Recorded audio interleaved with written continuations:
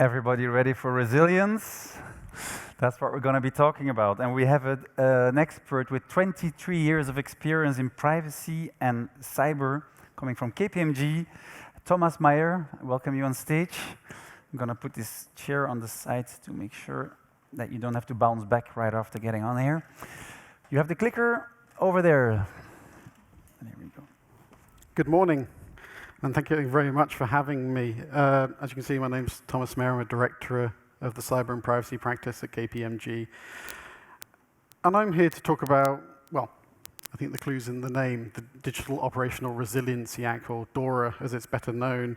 The digital bit tells you it's about technology. The operational bit, it's about your business.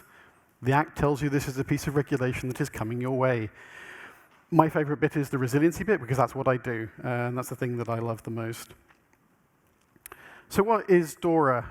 It's an EU piece of legislation. It's actually being ratified at the moment, and we expect that in the next month or so that it will actually come in.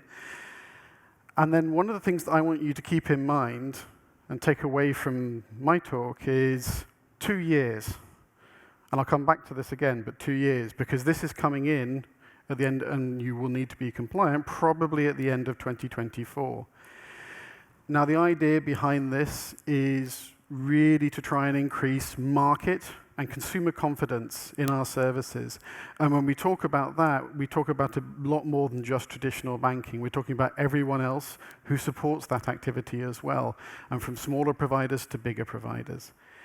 It's a lot more comprehensive than we have seen previously in this kind of legislation. It shows a lot more active participation for it as well. One of the bits here, again, I have to stress, it's really about the confidence. And this is where the opportunity comes. The opportunity with DORA is that you can have confidence in your organization. You can transmit that to your investors, to your clients, your customers, to the market and your counterparties. It allows you to feel confident about your own position as well.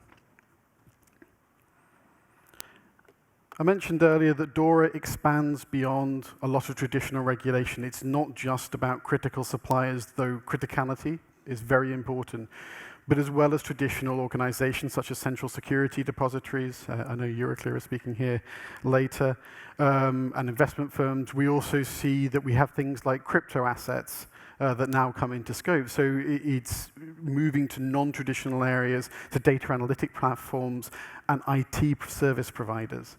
One of the key aspects and one of the big changes from previously is that they're actually going to ask companies to incorporate inside the EU to allow effective oversight and, really importantly, effective enforcement as well. And with this, you might be going, okay, this is new for me. I've not done this before. But there is a proportionality aspect as well to this. So what they're looking at is, they're not saying that everyone has to reach the same high bar, but depending on the scale of your organization, the complexity of the organization, the criticality of the organization, this will then vary the size and how much you have to do to comply. In terms of identifying your compliance, I recommend speaking with legal counsel to actually go through the relevant pieces itself, because it's quite detailed and in some cases quite specific about how it's applied. So what are the important things for you to think about in terms of what does it mean for you? One is enforce regulations, and yes, this comes potentially with breaches, fines, not quite as big as we saw with GDPR and the 4% that they looked at there, but we're now looking 1% of average daily worldwide turnover instead. The other bit to think about is that your current model, and even if you're quite an established organization, may not actually be sufficient to meet the requirements. They are quite prescriptive in places. There's some big changes to things like reporting, management, and governance. So you might have transformation as well that is needed with that, and that could be at the IT level, and it could be at the business and management level as well. The other bit is that DORA and being compliant with it is a starting point and a baseline. It does not guarantee that you can weather all cyber and IT storms. What it should do, though, is give you more confidence in your ability to understand your own organization and put measures in place to limit the impact of potential resiliency events. There are 6 key areas to DORA. I'm briefly going to talk about some of the challenges you may face and activities you may want to consider when looking to comply with this. I believe in doing things quite pragmatically. First of all is ensuring that your internal governance structure actually really comprehensively tackles ICT resilient risks. This might bring together units that are not necessarily talking, from the business continuity to the DR to the IT, business services, but also very much third-party management, which I'll come on to in a second. The next is information sharing. A big part of DORA's purpose is actually to improve information sharing about cyber incidents and resilience amongst the community. And they're actually looking for a lot more work with national computer security incident response teams and other information sharing organizations such as FSISAC. Again, you might, if you're a smaller organization, you might be looking to talk to providers for it. Third-party risk is another really important area here, and this might go beyond your current program. Has it got sufficient depth? Do you really understand your dependencies from a supply chain perspective for all your business and IT services? Have you done adequate levels of assessment and assurance?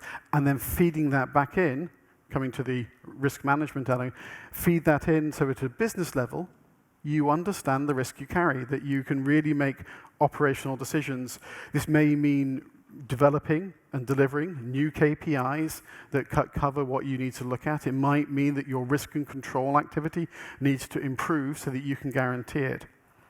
Incident reporting is similar to what we've seen with GDPR, only rather than maybe a more siloed thing, which I've seen a lot with a lot of GDPR implementations, this really needs to be quite comprehensive. For some established banks, this might already be in place depending on your interaction with your regulator and what events you've had. But in many cases, this will need to improve. The good news is, though, they're trying to standardize and harmonize the reporting mechanisms and templates used so there is a consistent set of data that's provided, which will also allow them to have a better baseline around resiliency incidents in the organization and across the market. The last part is around operational resiliency testing. So here, we look to try and move beyond things like simple data center failovers to much more end-to-end business testing. And very importantly, for some organizations, more critical providers, they're really looking for what's called threat-led penetration or cybersecurity tests. Here they seek to simulate the activities, the techniques and the tools used by real criminals to break into organizations and apply them to yours as a sort of cyber stress test. So this is where we see that change from financial stress testing that we have already through to much more comprehensive cybersecurity testing. I want to leave you, as I said, with something practical. 2 years is not a very long time. Any of you who have done IT transformation programs or larger changes to risk management process will know that 2 years is not always enough to get everything embedded if you're starting from a lower maturity point of view. So what I've got here are the 5 things that you should take away and start working on now. And I really recommend it. Everyone thinks the programs can go faster than they can, but typically the startup time is long, budget cycles are sometimes even longer.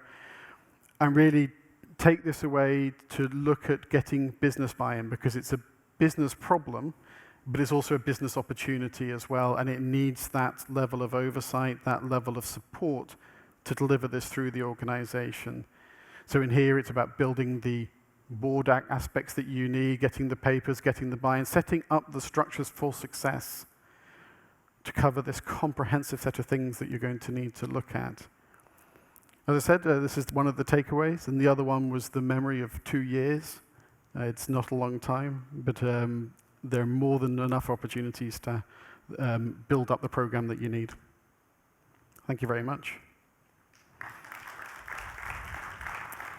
Thank you very much for this. We all got the call to action there, so well disguised one. We recognize it when we see one. Our next speaker comes from the health industry, Ellen DE VLEESCHOUWER. I've already invited you to come up here.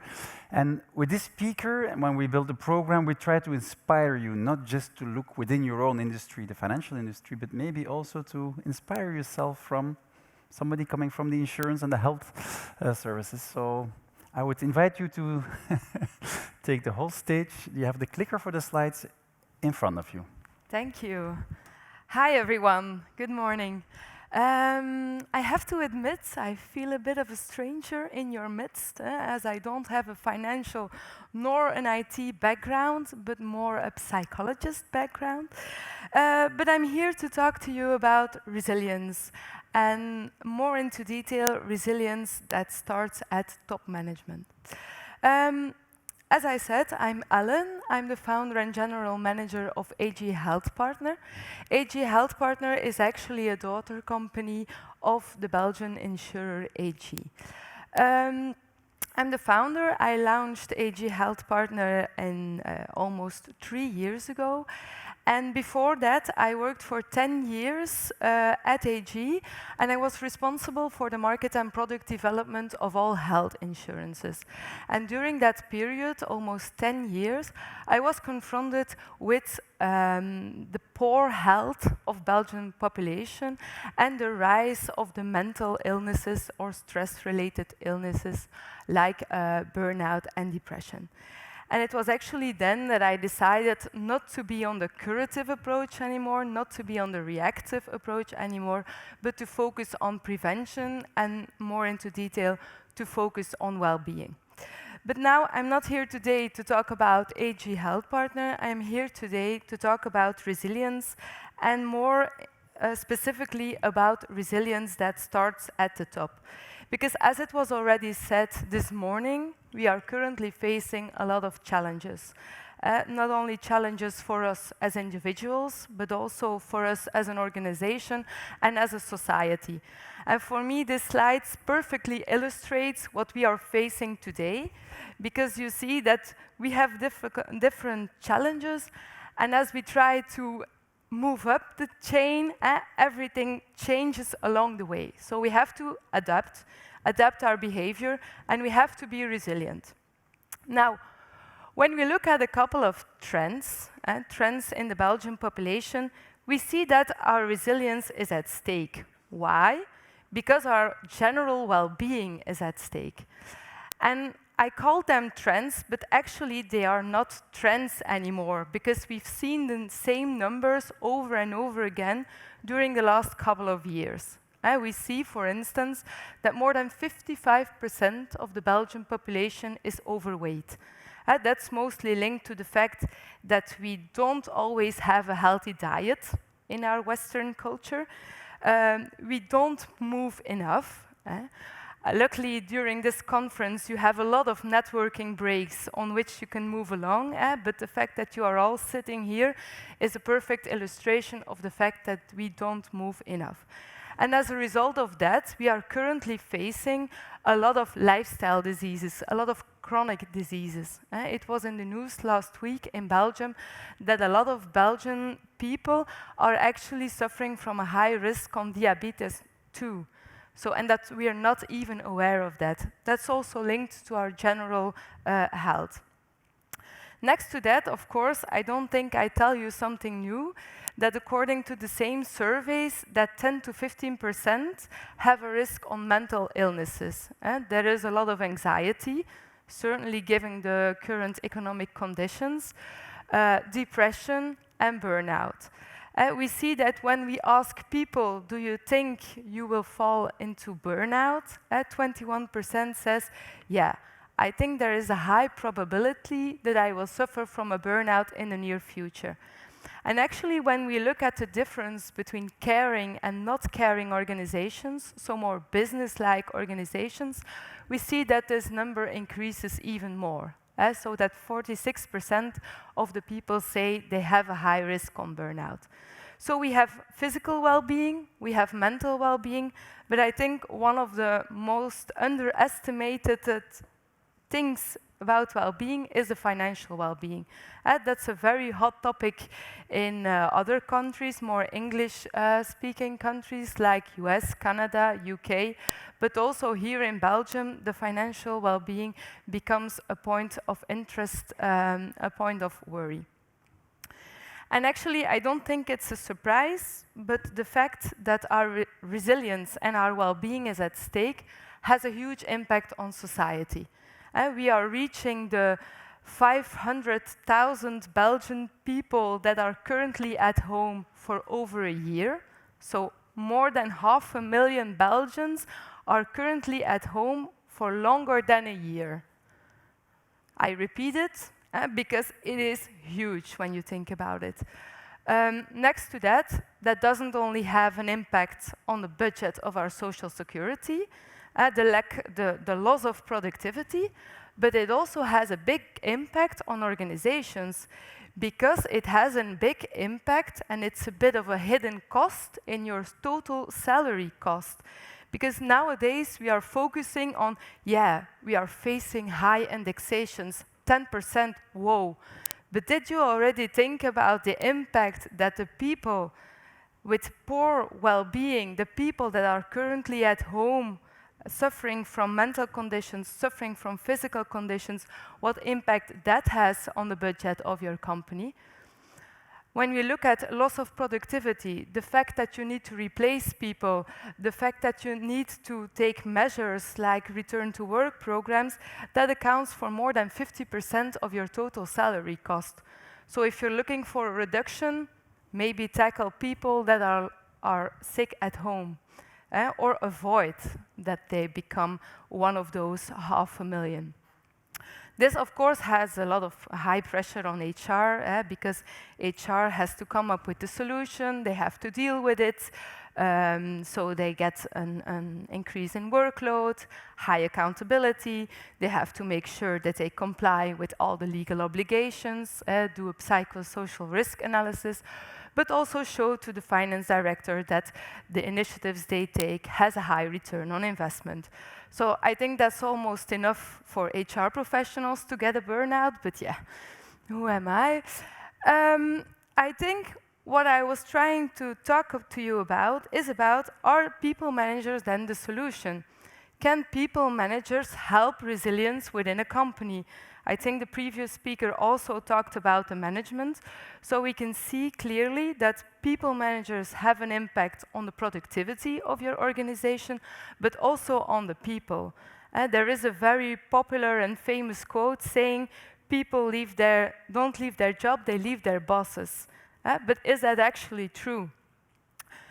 And for that, I actually looked at a research, a systematic review of 3 decades of research, where we actually tried to find out whether the resilience or the well-being of your people managers, of the leaders within your organization, have an impact on the resilience and the well-being of their employees.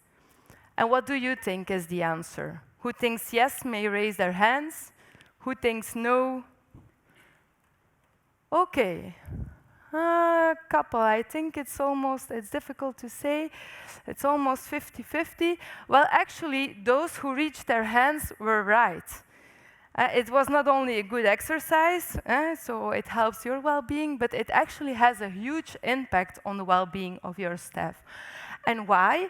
Because we know that when stress hits, and with continuous high levels of stress, that can create leadership style. Stress creates a tunnel vision, and tunnel vision lets you only focus on the things right in front of you, getting things done, clearing your to-do list, focusing on those projects, those tasks, and you forget about everything else. So you evolve from being a people-oriented leader to a task-oriented leader. And on top of that, when you're facing high levels of stress in difficult periods such as these, your mind and your body, they simplify. Your reactions become more rigid, more extreme, more reactive. It's like when you're hurrying in the morning to get everything done, and you're yelling to your kids, or to your wife, or to your husband, because you were under stress, and afterwards you say, why did I react so extreme? Because of the stress. And the highest risk is when there is a lot of pressure in an entire company, then there is a net effect, that the fact that multiple leaders will respond in the same time, and that can possibly change the leadership culture of your organization. So when you want to be more resilient, start with the top. And how should you do this? And this, for me, are the 3 takeaways that I would like you to remember. First of all, find out how your management, how your leaders, how you are really doing. How is your well-being when you look at it from a physical, mental, or social component? How is the well-being of your people managers? Because it does not only have an impact on them, but also on their staff. Give your people managers also the tools and the knowledge they need to work on their well-being. Do they have ability? Do they know what a healthy behavior is? Do they know what a healthy breakfast is? Do they know why it is important to take a lunch break, to get some fresh air in, how to plan micro breaks in their day? Are they motivated? Do they understand that their behavior also reflects on the behavior of their team members and as such on the entire organization? But then as a company, as a leader, do you also create opportunity for healthy behavior, opportunity to work on well-being? Because to give you some ideas, if you plan meetings back to back, when are you then going to get those micro breaks in? When do you recover from those meetings? When you plan meetings during lunchtime, that's horrible, but I think a lot of us had meetings during lunchtime because there were sandwiches. No, not a good idea. As an organization, you have to create opportunity. And when you have this ability, motivation, and opportunity, then you have room for copy-paste. And copy-paste is the most important thing here. If you can get your people managers to give the right example, to show the good behavior, to take care of their well-being, then their people, their team members will do the same. Thank you a lot. Thank you very, very much, Ellen. Yes, I'll exchange the clicker for some healthy grape juice.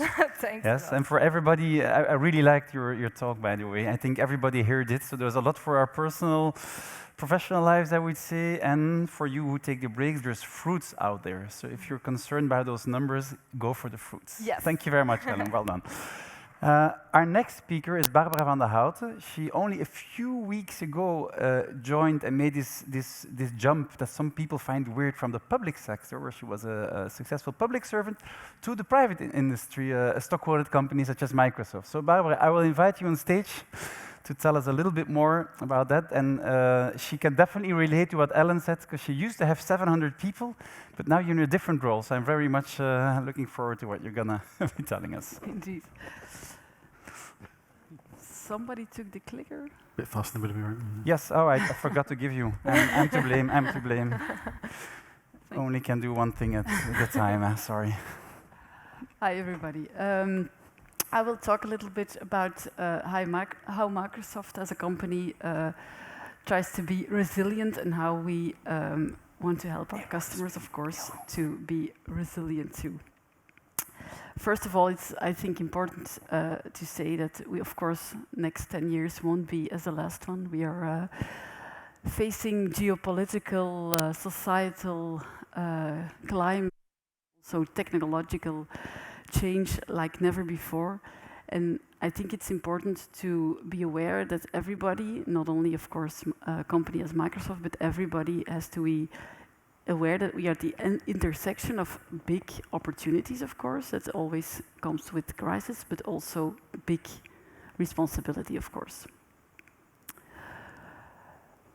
And of course, I'm a tech optimist, otherwise I wouldn't work for a company as Microsoft. But when I talk to our customers, of course, mainly in the public sector for the moment, I'm always even more convinced of the great power of what technology can bring to their purpose, to their missions, making small companies more competitive, making non-profits more effective, making large companies, multinationals more competitive, also governments, of course, more effective. I think digital technology is really the power to stay resilient and to be successful. Our mission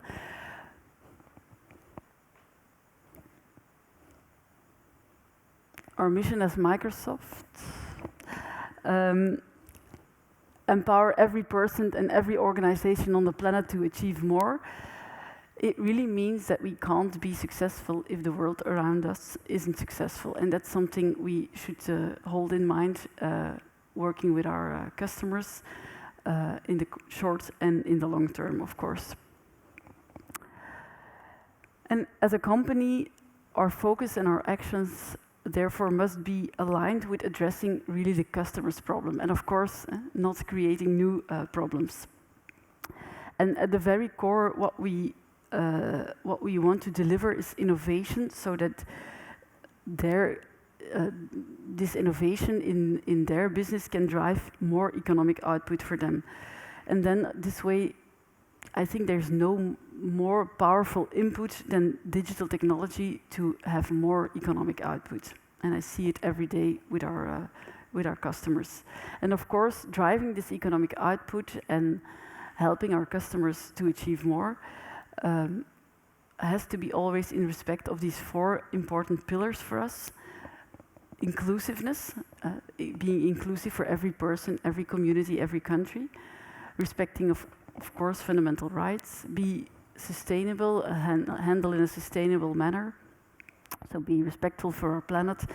And last but not least, be trustworthy in terms of artificial intelligence, ethical AI, and of course, in terms of cybersecurity and privacy.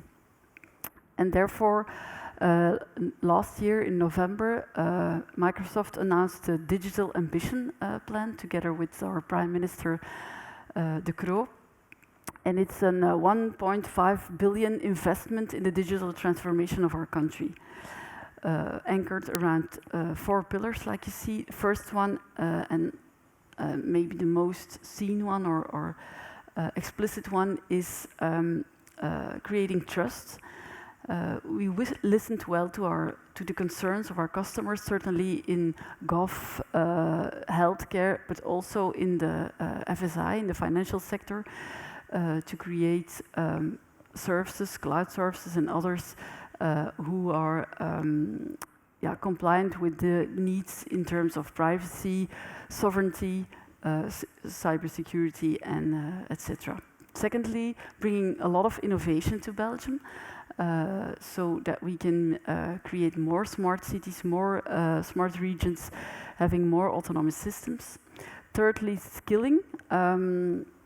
300,000 jobs won't exist anymore in the near future, so it's really time to focus on skilling, and we invest in initiatives such as Molengeek, who are focusing on cybersecurity skillings of young people, so we can make the labor market ready for this big change. And the fourth anchor is the sustainable anchor, not only doing business ourselves in a sustainable manner, but also creating solutions that help our customers to become more sustainable by using our platforms, but also using our data and AI capabilities and our ecosystems of software vendors and system integrators. But of course, you can have great products, great services, and great skills in the company, but it's nothing if you don't have it working together with a good mission and a great culture. In other words, the why, the what, and the how. These 3 things really work together, and it's very important that the focus on the 3 of them, and not only on the what.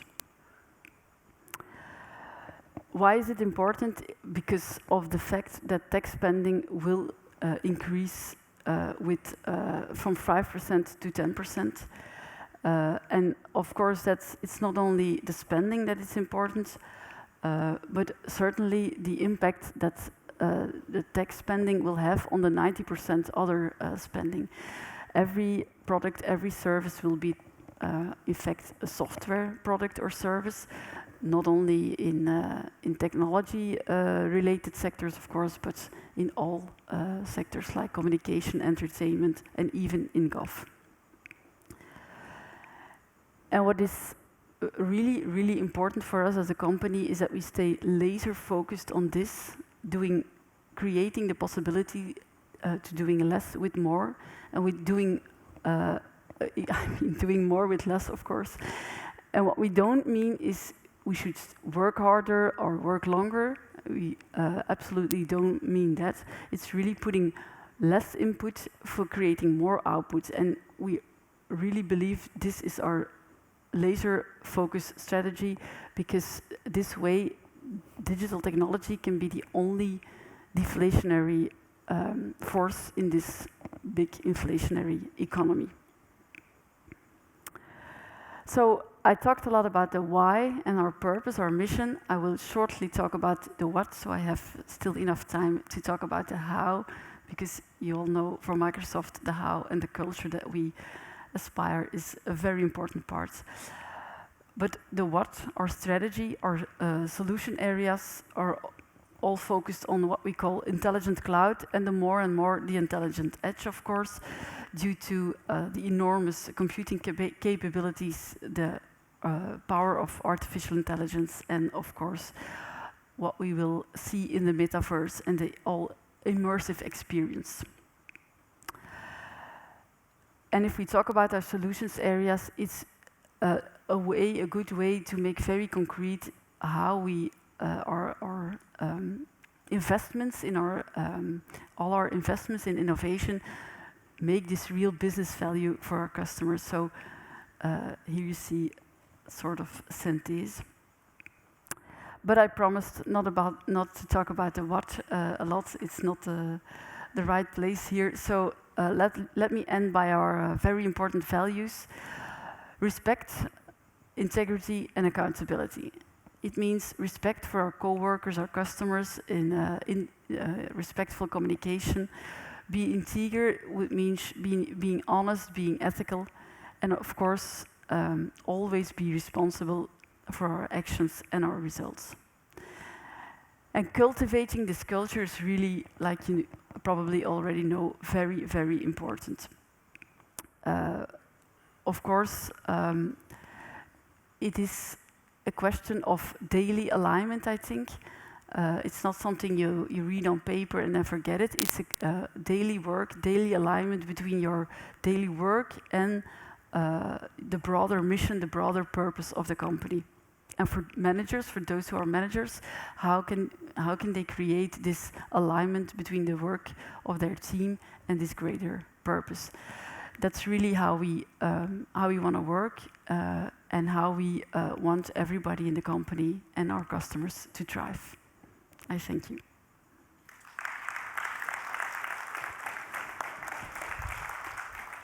And sorry thank for you my very voice. much, Barbara. Yes, you can come off stage. You also get a little thank you from us as organizers. All the best in that new role. And we have a panel now, so I'm going to ask all the panelists to come on stage. There should also be a slide to introduce them to you. And I'm waiting for Alex PANICAN, who is the Deputy CEO of Loft, who's going to do the moderation here. Yes. Going to put your chair here. Now, Yes. for everybody coming on stage, Guys, we have to split. we're going to So ask... two per... Fabian, you have to take the chair. Analia, please. Good. Good morning, Brussels. Half of the room is from Luxembourg, but good morning, Brussels. It's so exciting to be back here 1 year later. Good to see you guys. And Toon, the whole team, great work. Amazing stage. Good. So guys, amazing speech, Barbara, but I have to disagree a little bit with you. Because let's face it, epidemics, hyperinflation, wars, protectionism, even climate change, it's nothing new, in fact. It has existed calamities since the first day we have history, human history at least. What has changed, and I agree with you, is the technology, is the globalization. Makes crises global, hyperinformation makes them travel with more speed, with more impact. What does it mean? It impacts societies, impacts organizations. So how can we adapt in a hyper turbulent world? So I don't have the title. Where's the slide with the title? No, I don't have it. So what we believe is technology the key for agility, for adaptation? So we're going to have a great panel today to talk about that. So first of all, what is your definition, Analia, of what we are talking about, agility? What's the top? Why don't we have the title? Shit. I'm sorry. Resiliency. Thank you so much. That was the word I was looking for. So what's your definition of resiliency? Good morning. Do you hear me? Yeah, that's fine. So resilience, it's really the ability to adapt to a changing environment. So the conception of the environment is really crucial because you have on the one side the organization, your organization, and on the other side the environment that surrounds it. So this is two concepts that are key. Excellent. I mean, I think that was maybe the part that was missing, thank you so much, Ton, in this morning is, what's the definition of resilience? And resilience is adaptation, how to adapt to a constant changing environment. So I will just ask each one of you to briefly introduce yourself. So Analia, you already started, if you can stay with that. What you're doing, what is your company, and then we'll move to the panel questions. Go ahead. So I'm working for a bank. This is an old lady because it was created in 1926. So it's almost 100 years ago. It's an old bank. Old bank. I am the Secretary General of the bank. So I do governance, legal, regulatory. I'm not an IT expert, so sorry about that. It's okay. Good. Alex. Hello, I'm Alex. Nice to meet you all. So I'm working for Capco. So the transformation firm in financial services, and I'm currently heading the ICT risk practice. So we're focusing on data protection, third-party management, and information security. Awesome. Béatrice? Béatrice De Mahieu. So I'm the new CEO of B-Code, so we will discuss it also afterwards. I'm also in the board of Fintech Belgium, so very happy to see all the crowd here today for the event. Awesome. And the topic is really interesting because I'm also the co-author of a book named Shift Makers, and it's about new leadership types in these changing and challenging times. So resilience is key also in that shift-making process. Awesome. Vincent. Hi everybody, so my name is Vincent DEFOUR. I'm CEO and co-founder of a startup called Trensition. And the core of Trensition is actually built around building resilient companies. So our mission is actually to help companies become future-proof by helping them build resilient strategies. So we do that by implementing AI technology and bringing strategic intelligence into the boardroom, into C-level, into the strategy teams of companies. Thank you. Fabian, the last but not the least. Fabian VANDENHREYT, I'm on the chair, so I'm jealous already. No. I decided to spend the last 10 years of my professional career to advance accessibility and sustainability of capital markets in Europe. And to do so, I work for 3 companies. Here I'm representing NowCM as a Chief Operating Officer and Head of Business Development. NowCM is a digitalization platform for issuing bonds and commercial paper, regulated in Luxembourg and Paris. Also, I'm Chief Strategy Officer at Greenomy, which is an ESG reporting company, and I'm an investor with a private equity in London. So I will be talking about funding. Sleep. Everybody is asking the same question. Does it sleep? No, it doesn't sleep. That's his secret. Many hats, but today it's about NowCM. So with this panel, what we try to achieve is, okay, what are the key factors for resiliency? So today we're going to speak about governance, we're going to speak about innovation, we're going to speak about funding. Last but not least, we're going to also speak about talent. And that's also, Barbara, what I like. She talked about talent, how much talent can bring to resiliency. But let's start with governance, because you are Secretary General of one of the oldest banks in Luxembourg. So what are your challenges? How do you adapt to them? What can we learn from you, Analia? Challenges for banks are numerous at the time being. First main challenges is when you look at the traditional business of the banks, which is offering credit through deposit. This business has really been turned upside down by a complete different approach, which is driven by the GAFAs. The GAFAs use the data of the clients, they monetize this data through the extensive use of data science. So if you have a look to Banque Raiffeisen, we have 10% of the banking share market in Luxembourg, which is great, but we cannot compete with those giants from a technological point of view. This is the first challenge.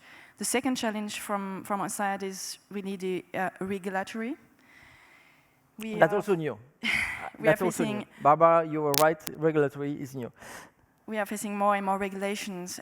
If it's an example I always give, almost 60% of the capacities of our IT department is absorbed by the implementation of new regulation.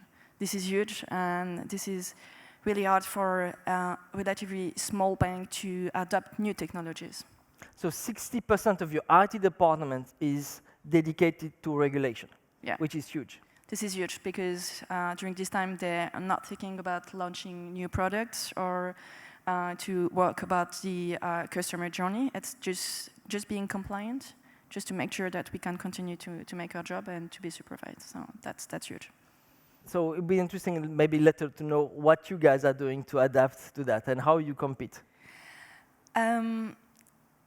I think when you ask the question, I will not directly answer and to say how we adapt. The first and main thing for us is just to consider what we are and in which environment we do evolve. I think there is 3 types of companies that you may have. You have the dominant companies. This is the large bank. They try to be dominant either by costs or difference. And for them, digital tools are a way to maintain or achieve this domination. For example, this is the context in which big data or trading algorithms have been developed. The second type of company, this is the more insurgent companies. This is the unconventional ones. This is startup fintechs. Neobanks. And neobanks, and for them, this is really the continuous adaptation that we replace the more conventional strategic planning. So for them, they like to adapt, they accept the tactical failures. So for them, digital tools are a way to seize these complete new opportunities. And there is the third type of company. This is, as you may guess, this is more Raiffeisen. This is like in between. We are halfway between dominant because we are a bank and more the unconventional because we are we don't have the same financial resources than our competitors. We don't have the digital skills of the GAFA or the fintechs. Yeah, because maybe we didn't mention, but Raiffeisen is a cooperative bank. So the goal of Raiffeisen is not to make money, is really to serve the economy. Exactly. And there is how many millions? I mean, Raiffeisen, you have split in different countries, different entities, but 140 million people in Europe are clients of a cooperative bank. So you guys are representing a huge amount of the population of Europe. Yeah, and the cooperative aspect is really important to us because cooperative means long term. We're not trying to make always more money. We're trying to focus on the quality of service, to focus on the well-being of the employees. We had the speech a few minutes before. We are there also to serve and to have happy employees on board. And we also focus on the long-term and sustainable growth of the bank. And this is really important when we're talking about resilience. This is the environment, this is who we are, and we're not trying to be a larger, big bank. 100 years, I mean, you know something about resiliency. Good. But we spoke about adaptation. We're going to come back to that, maybe talking about AI. I know you guys are doing a lot of stuff in that. But adaptation, but what about foreseeing the future, Vincent? I mean, that's what you guys are providing to boards, to leaders, is to see what's coming. Yeah. To prepare. There isn't something as the future. There are multiple futures. Good. So it's not about anticipating one future, it's about anticipating multiple versions of that future. So that's one thing. And basically, in a resilient team, what we do is, I don't have to tell you that this world is changing fast. We have a lot of uncertainties, like the previous speaker showed, which brings a lot of opportunities. But we also see that companies are dealing with an information overload. So how do you do that? How do you stay on top of a fast-changing world full of risks, not only focusing on your business, not only focusing on your industry, but at a global scale? And this is basically impossible, even if you have a company with hundreds of analysts who do that on a daily basis. So this is actually where a small startup like us comes in, and how we can help big corporates. We work for instance, in finance for Aegeas, for BNP Paribas Fortis in Belgium. But tell us concretely, how does it work? How does it look like? I mean, I go on Trensition, and what do I have as data?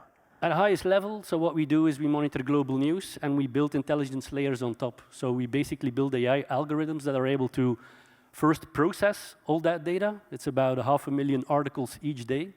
And then look at all that data and find patterns. Patterns about trends, all kinds of trends which we already saw today. Patterns about how these trends impact specific industries, patterns about how these trends materialize, what are proof points of how a trend is impacting a bank. You need to look at what's happening from an investment perspective, you need to look at what's happening from a startup perspective, but also what are other banks doing? What are they pushing out there on an innovation perspective? What are they pushing out there on new products, on new business models? And this is exactly all the kind of information that we bring together to help strategy teams, innovation teams, basically augment their decision making. We're not replacing it, we're helping them by gathering all the information so that they can focus on making better decisions and build resilient companies, in effect. Yeah. Awesome, so yes. What's the next crisis? What have you seen? We already have enough crises. We looked for him this morning, we could not find him, and I started to worry. He maybe knows something we don't know, he's not coming. So yeah, I had to deal with a couple of other crises, but my main crisis was my train who was delayed. Okay, you have your own crisis, good. So I won't talk about next crisis, we already have a lot of crises to deal with at this point in time. Interesting, but then we talk about governance. Let's talk about innovation. What exactly you guys are doing? Because I've seen your website, you do many stuff. Thank you. But more on the risk, the tool, the technology on the risk management. Yeah, indeed. So maybe let's do the link with also what was said previously with the DORA. So in fact, as I said, I'm active in ICT risk. So why are we doing this, and what is ICT risk?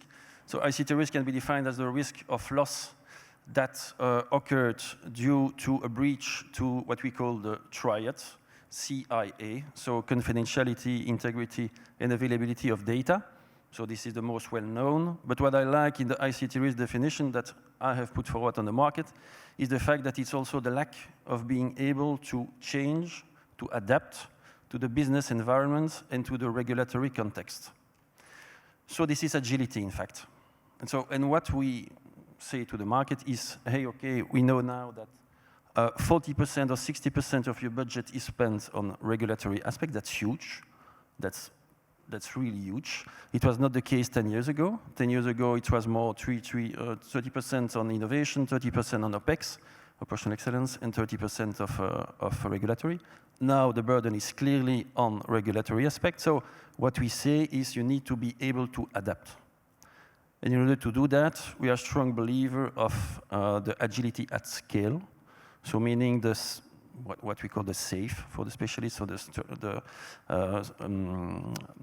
scaled agile framework.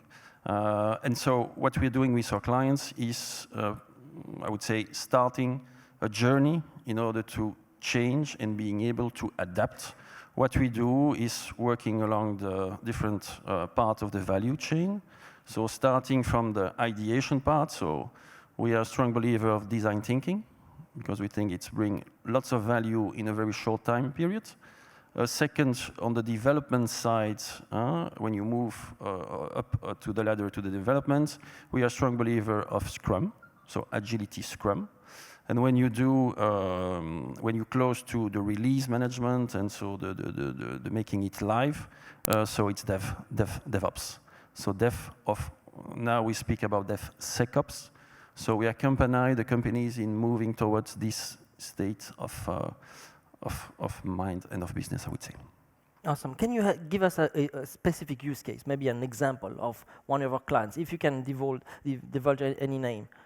Yeah, of course. So in terms of regulatory aspects, so we see lots of movement because of the regulatory pressure, of course, towards the management of third parties. So third parties and outsourcing.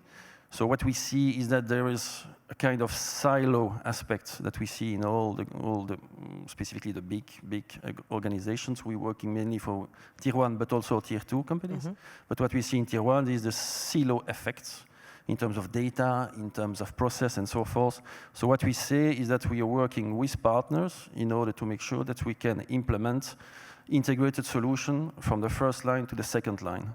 So from procurement to second line, the risk management, we are choosing RFP process and the implementation as well of tools that are currently live, and that really helps companies to make sure that the process are streamlined and not siloed, as it is currently the case. Again, in this way of making companies more agile at scale. Awesome. I mean, both of you mentioned regulation. I mean, maybe not maybe, for sure, the financial institutions, especially the banks in Europe, are the less profitable in the world, and we are living in a global, market, right? So we are less competitive against others. But maybe it's for another panel. I don't want to go into that because it's something that really bothers me. But whatever. So yes, we talk about innovation. We talk about governance. Somebody has to fund the innovation. Fabian. And that's what you guys are doing. The question is whom? Who can finance the innovation today, especially in today's market? Exactly. So maybe step back 2008, 2009 crisis, financial crisis, consequence, loans to entrepreneurs, to innovator down, right? Today, crisis, climate crisis, geopolitical crisis, financial crisis maybe. Who is going to finance not only the short-term need for liquidity, because fintech and other companies, some of them will struggle to survive and they will need to find liquidity, but then we have the challenge of climate transition. It's going to cost billions of money. Rebuilding Ukraine will cost billions of money. But the banks are here, still. Well, if you look at, and I don't say the US is a role model, in general, but one thing they do differently is the proportion of capital market versus loans. In the US, 25% of the economy is financed by bank loan and 75% by capital markets, whether VC, bonds, equities, and things like that. In Europe, it's just the opposite. It's 75% bank loan and 25% capital market. In Asia, is I think 85% bank loan, 15% capital market, but it's changing. So I think an embryo of a response for Europe to finance innovation. But why we have this huge difference with the US? Historically, I think the risk appreciation of the US versus Europe was a bit different. You also have a lot of investment banks in the US, which you barely have in Europe those days. And then the entrepreneur culture, even though this is really changing now in Europe. But to me, one of the solutions for short-term and longer-term financing of innovation will come by allowing other people than the people that access capital markets today to access capital market. Today, SMEs, which is the bulk of the economy of Europe, the bulk of the economy in Germany, they rarely issue bonds. Smaller one, or they rarely go for commercial paper. Why is that? Because it's paper-based, it's not transparent, and it costs a lot of money. And so what we are trying to do with NowCM is to provide digital tools for issuers and banks to enter into capital market raising processes at a fraction of the cost. And our belief is the more smaller firm can go to capital markets, the faster we can change this equation 75-25, and the more we can provide liquidity and then finance the climate transition. And so I think Europe has a unique opportunity because of the Green Deal, because of everything that is going to happen anyway on ESG, whether some people like it or not. We need to finance new infrastructures, new digital infrastructure, physical infrastructure. This will cost several billions. Thousands of billions. Yeah. And that's, I think, where the opportunity is. But in the short term, for the startup and the scale-up, we need to be realistic. finding the funding to scale for company will be a bit more complicated than it used to be the last 3 years. Hence, you need to focus on having a unique value proposition and making sure you're backed up by your current VCs, but also private equity later on. Because otherwise, if Europe will not be able to scale their scale-up. So, Fabian, what's your sweet spot? Can me as a startup, and we have a lot of startups in the room today, be financed through your platform? Yeah, so just to give an example, in the Nordics, Finland, Norway, you have, of course, a lot of very advanced technologies for climate transition, smart meters for homes, solar panel, biomass, water-based system. And some of those in Finland and Norway came to us and say, we need to raise money. Can we issue a green bond or a bond? Mm-hmm. And so we help them do that in a matter of weeks. Working with banks, of course, and investors, because we simplified and digitalized the documentation to do this. Because the funding is still coming from the banks. Yeah, the bank are also playing the role. It's not that we bypass it's a marketplace bank at all, but you need to have the issuers, so those guys who produce solar panel, you need to have the banks, and you need to have the investors. This is a triangle. And what we are doing is digitalizing the process of raising those instruments.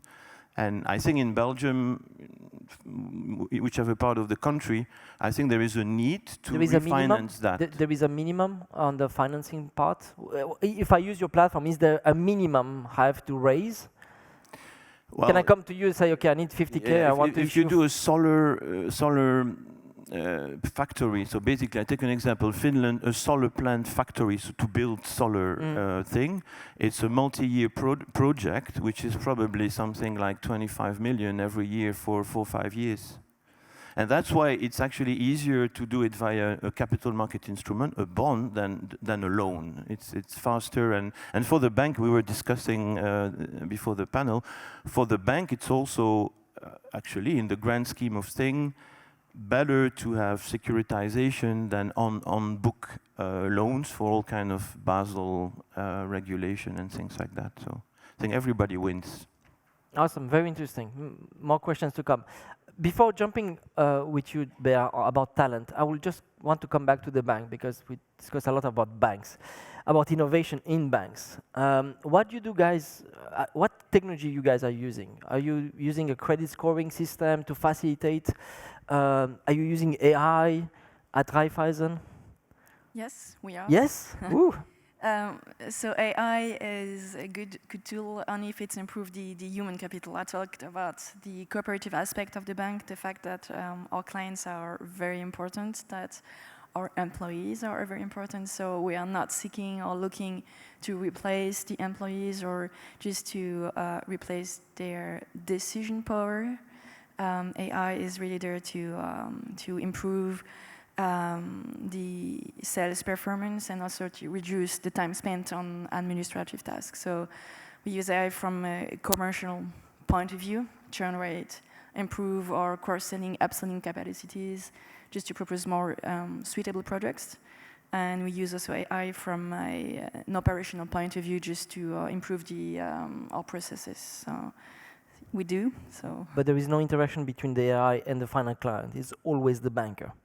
It's always the banker. Okay. It's, I talk about the environment on who we are, and customers are really important. One of our strengths is to have an excellent knowledge of the client, so to be really close to them. So AI should not replace with an algorithm the decision. We don't want that. So we use it, but still adapting to in our environment. So this is typically the resilience topics. Not every tools or digital tools are suitable for every company. So if you look at who you are, which organization, with your environment, then you may find the perfect digital tools which will make the interaction between your organization and the environment. So this is how we adapt. So beyond technology, human is maybe the key to resiliency. And I have to confess, to come to your point, I was looking to buy a house, and I've done a few platforms for brokerage platforms using AI, and I was red flag every time. You cannot have the loan, you are too poor, too old, buy maybe an apartment. And I went to Raiffeisen, and the guy sit with me, he listened to me, I explained the project, I explained what I'm doing, and he said, yes, it can work. So it made a huge difference, so thank you for that. Just repay your loan as well. So it's Sorry? It's good to get the credit, but you should repay. No, I'm repaying every month, believe me. We'll be looking for that. Good. Awesome. So we spoke about governance, we spoke about innovation, about funding. Now let's discuss about talent, because it might be the key element for resiliency, and I think it might be the biggest problem we face beyond regulation. Is the lack of talent. So Bea, I know you're working at BCode. Can you tell us a little bit what you guys are doing and how can you help us with that? Yeah.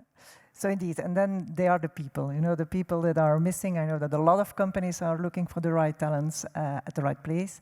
So BCode basically is a social impact coding school. So it's by tech and by learning tech, coding, digital talents that we help people to find a job again. And it's when I speak about finding a job, it's really helping them to be part again of the system, which is the system in which we live, in fact. So it's really the fundamentals of resilience and bouncing back for these people. So we have like a dual model. So we have indeed like vulnerable people, and then it's often also young people that are really very disconnected with society of today. Okay. They just gave hope, or gave up on what they could mean for society. So those are really what, dropout school? Maybe not even in school. So we really see how we can bring again people into a system that can valorize what they can mean for society also. And then the second part is looking to, and then it was also in the discussion with Ellen, the keynote of Ellen, it's making the purpose of the job of a people still count also. So it's more working on upskilling and reskilling of certain jobs. I think we all heard about the bullshit jobs. Book that was written, and awesome. It was really awesome book. I recommend to everybody. Is David Gruber? What was the David Gruber, something like that. Bullshit jobs. Look, they even wrote an article. Maybe you have a bullshit job, guys. Sorry for that, but check it online. Yes. Because we often speak about the purpose of a company, but you also have the purpose of a job in a company.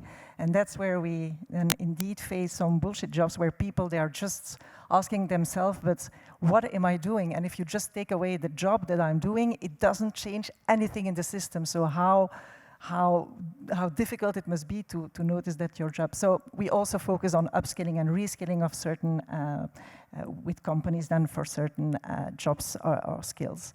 What are the ages of those people? I mean, you say, okay, young kids drop out with problems, but also maybe...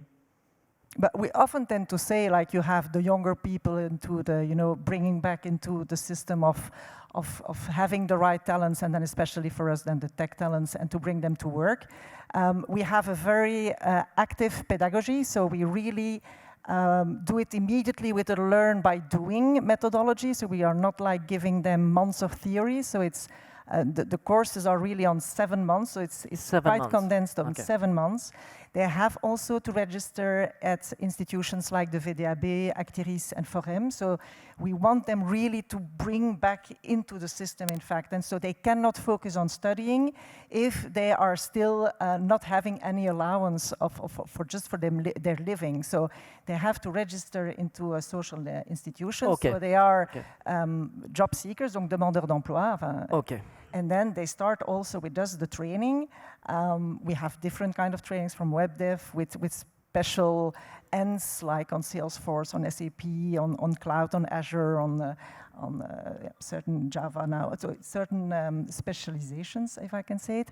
We also launched now AI and cybersecurity, but also on a level that we know that these people can also do, but we have sometimes also brilliant candidates that just are refugees or with the necessary papers that they need to have to stay in Belgium, but they don't have an equivalent in their diploma. So wonderful talents, but they just need to have that equivalent here.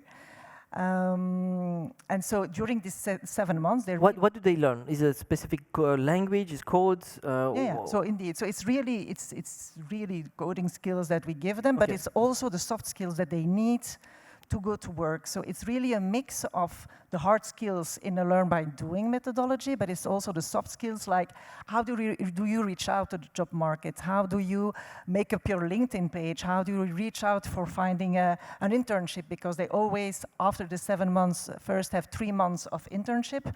And then often, and that's what we have today, it's like a bit more than 85% of these people, they continue to work in the same company.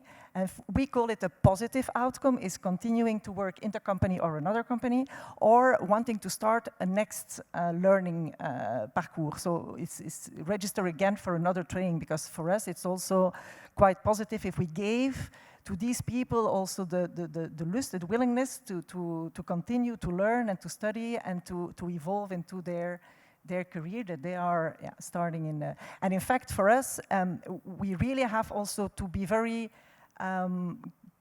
careful and to really watch also the need of the market. So it's really like a balance, like what does the market, what does the companies need, and what do we have to train to these people? And it's because if we are just training on skills and on digital or coding or code skills that are not necessary for the market, then we are not doing our mission, which is bring vulnerable people back to work again. And so tech for these people is it's very valorizing, because that's what companies need today. So they know that after 7 months, if they go for it, and my God, what are they motivated? There's always, what I say to my children is, you're so spoiled. And when I see people that really wants to get back into the system, it asks a lot of courage, but they are super motivated. You have a specific name? No, it's like this weekend I received a WhatsApp of someone who said, it's wonderful, I got my internship at AB InBev. And then you're like, you awesome. know, it's super. And that guy was really like, not even a year ago, he was totally like, what the fuck am I doing on earth? Yeah. So everybody can take these classes and everybody can learn. Yeah. Awesome. I would like to ask you guys what you do on the talent side. We still have 10 minutes to go. I'm going to ask some questions in the room, but first, what do you do on talent? Yeah, so of course in consulting we are in people business, right? So that's what we do. So it was mentioned like one of the BS jobs, by the way, but sorry for this. But I can only insist on what was just said now in this area. So what we see on the market is clearly a trend toward more technical capabilities, I would say. So what we see is that our clients are eager to, invest in like machine learning, artificial intelligence from I would say, innovation side, but from a more, I would say, responsive side, from a risk management, we see a trend toward more cyber specialists, for example. So cyber resilience experts, and on that level, there was a clear scarcity of resources. So what we see is that we now are working together with companies like yours, Bcode, or even Molengeek, just to be on the spot and having access to these new kind of profiles that are more and more difficult to find. Analia? Anything specific you guys do on talent? As I said, we employees are really important in a cooperative bank. So we run new positive leadership programs for all employees, because we have noticed as well that working in silos, especially in crisis times, is not good. So we also put much importance on the well-being. To retain. You managed to grab them, now you want to retain. Exactly, the retention of talent is key. So I couldn't not agree more about what has been said, and also the importance to take care of the people, to help them to be employable, to give them trainings, to give them the chance to adapt and maybe to change their jobs in a few years, because banks and the environment is changing. So we will need banks, but maybe in the future, but maybe not the same banks that we have currently. So give them a chance to adapt. So training programs, leadership programs, this is more than crucial. Thank you. Vincent, you are a startup. You have to find them, man. How do you compete against the Microsoft of Barbara? That was just what I was about to say. The biggest challenge if you're in the startup business is finding the talent to scale your business. So for us, it isn't really different. So I can only applaud these kinds of initiatives like B-Codes. We actually once worked with a Syrian refugee through VDAB, their program, I can't recall the name of it. Really great guy, really great capabilities. He was able to help us in a short period of time really work his way into a complex environment like an AI business. And yeah, I hope in the future that more of these kinds of initiatives will come and that we can, as startup businesses in Belgium, really can introduce more of these capabilities, because you have to face it, man. In Belgium, we're all looking for the same profiles. It's AI, it's full stack, it's UX, it's marketing. In the future, what we see is indeed, we also work for companies. If you're in a trend business, if you cascade it down, it all comes down to the talent and the next set of skills that that company needs to skill or reskill or in-skill, whatever you want to call it. So we also see that next to technical capabilities, we see a lot on sustainability matters. So a lot of new roles, new capabilities. That's what you see in your crystal ball? That's what you see? This is exactly what we see. You see, for instance, everything related to the circular economy is really, it's growing, it's emerging. In some industries, it's already emerged, but now you need the strategists, now you need the designers, now you need the people who are able to build these circular economies. And this is what we see that some companies are really looking into. Interesting. Fabian, to build on that in a discussion we had before with Béatrice, I agree completely. I think today we are missing in Belgium, in Europe, zillions, hundreds of data analysts. We can understand sustainable finance and transition. It's full of regulation. It's zillions of data points. And so we really need, to me, if there is something as a wish list to Béatrice, would be that we have a data analyst track, but verticalized on specific topic, one of them being sustainability. I think it's important. And for the other company I work with, I think it's important for Belgium that they figure out a way to compete with other places in Europe that have talent as well, because there are lots of arbitrage between countries, and we know which countries they are. And I think it's great to create talent, but it needs to remain competitive with other places, because with cloud-based solution, with stack which are standardized, you can actually have your development team in Portugal or in Lithuania or wherever you think you want to be. So I think there needs to be a Belgian anchorage of those talents as well, and it's also about some public support. Thank you, Fabian. I can hear some bellies who are hungry. Guys, I'm going to take just one question from the room. I'm going to take your mic, because I don't think we have mic for the room. Yes, we have a question. Bernard. Thank you very much. Bernard Nicolai, I lecture finance at Solvay Brussels Schools, at Paris Dauphine, and at Conservatoire des Arts et Métiers. And everybody knows you in the room. And I have a question relating to talent. So what do you expect from universities? And what can you contribute for me to partner with you? Thank you very much. Thank you. And that was a real question. 2 questions. Isn't that fantastic? Let's take just one. What do you expect from universities? Who wants to take a question? You don't have all to answer. Go ahead, Alex. Yeah, so thank you for the question. So a very valid one. So like I said, scarcity of technical resources. 2 examples, cloud. You need to learn cloud as soon as possible. And second, cyber security. Yeah.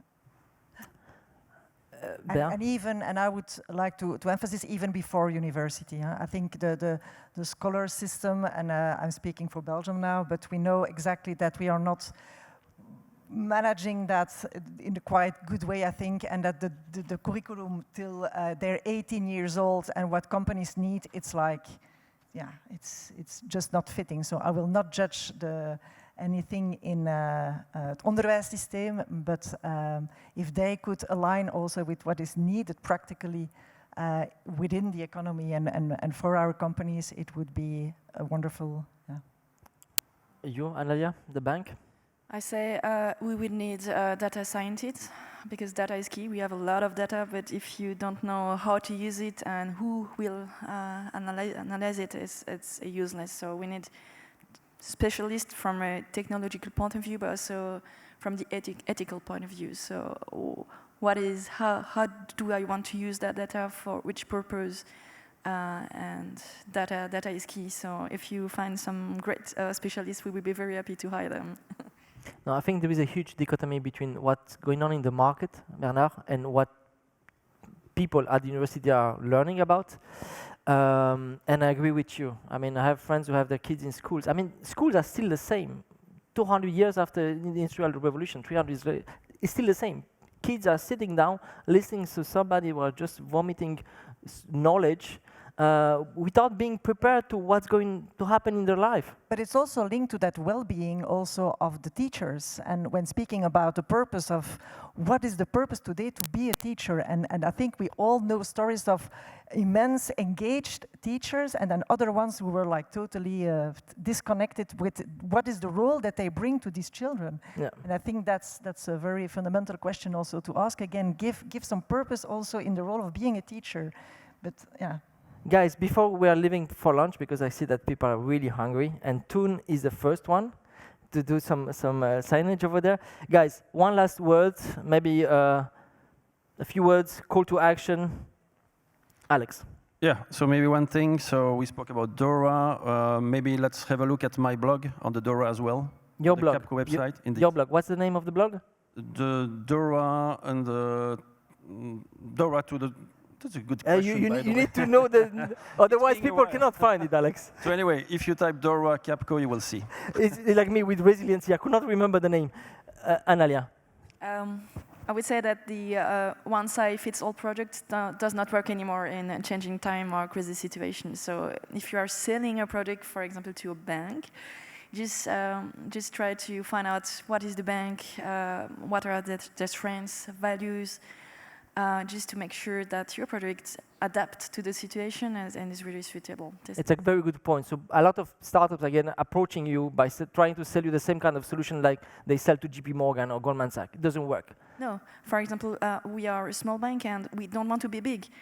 We like our customers, but we think a lot about our employees. So we're not looking for making more and more money. So this is specificities of Banque Raiffeisen, but other banks or other companies may have other specificities. So just look and try to adapt. Thank you. Bea. Very simple. It's bcode.org, and I will be happy to answer all your... Bcode.org. Bcode.org. Yeah. Awesome. And happy to answer your needs or your wishes. Voilà. Awesome. Vincent? Yeah, for me, if you're any bank, any insurance company, any financial institution, don't focus on the short term, focus on the long term. So if you want to anticipate the future, you shouldn't look at your 0 to 2 year or 3 year strategic roadmaps. You need to be able to anticipate in the longer term. And that means really integrating strategic planning into the DNA, into the fabric of your very company. So that's strategy, process, and culture. Awesome. Fabian? Very quickly, so if you are an issuer, a government, a city, whoever who wants to raise money to support innovation and transition, and you want to look at alternative to bank loans, you can come and see me or go to nowcm.eu. nowcm.eu. Awesome. Guys, thank you so much. First of all, a huge applause to the Fintech Belgium team. Guys, you've done an amazing job. Thank you for having us today. Guys, enjoy your lunch. Thanks, everybody. Before you go, you must know that there is a speaker corner happening with Analia CLOUET, and she's going to follow Alessandra.